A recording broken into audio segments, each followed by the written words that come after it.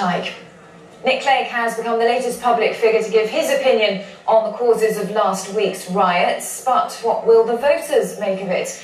One of the young people who hasn't been impressed with the response from Britain's leaders so far is Fearon. During the clear-up operation in Clapham, he took the London mayor to task for not doing enough to address the problems at the heart of the riots, saying politicians were all talk and no action.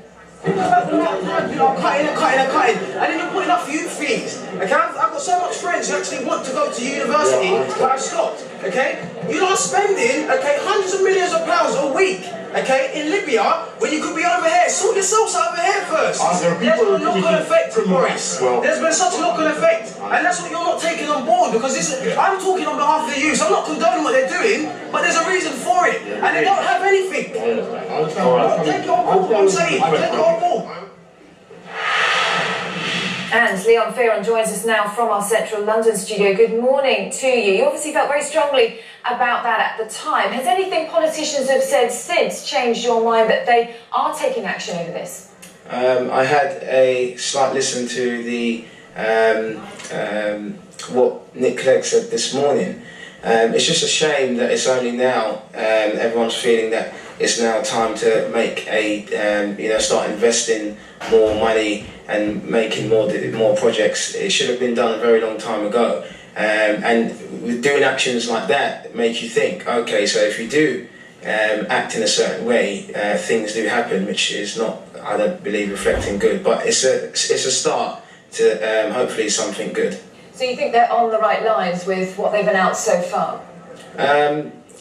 I haven't listened to it, listened to everything to a T, so I can't really comment on everything. But from what I have heard, at least they're talking about trying to find a way to rehabilitate and not just dishing out any form of punishment. Obviously, you want harsh punishments, but there's a knock-on effect from the punishments that you're giving to these young people. It's not just young people, but many other different ages. So there's an effect, and the punishment that does get handed out, I hope it's not just a punishment that is just anything. It's actually thought through, and what is the actions thereafter, this punishment, and how this young person or whoever it is going to overcome what they've done wrong.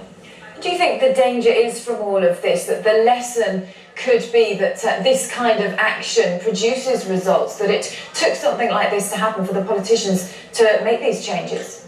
Yeah, I mean, as I said, it just obviously no one condones it, but it's only now all these things are coming out. As I said, hundreds of millions of pounds are being spent in other countries and stuff like that, which it's not something that I think is wrong, but it doesn't look good when you're not investing in your own people, and where the government has said there isn't any money and they're cutting back.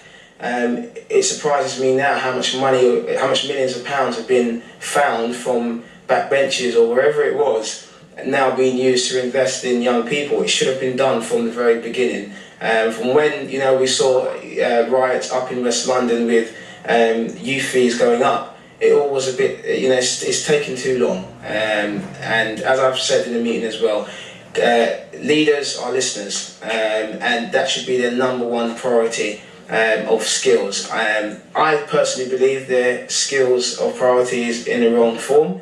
I don't know where the listening skill stands, but I think talking is their first skill, and then listening, I don't know. You'd have to ask them. Well, if they're listening to this now, what would you say to them about the investment that needs to be made? Are there a few things you can say, right, if you did X, Y and Z, then this would really help people?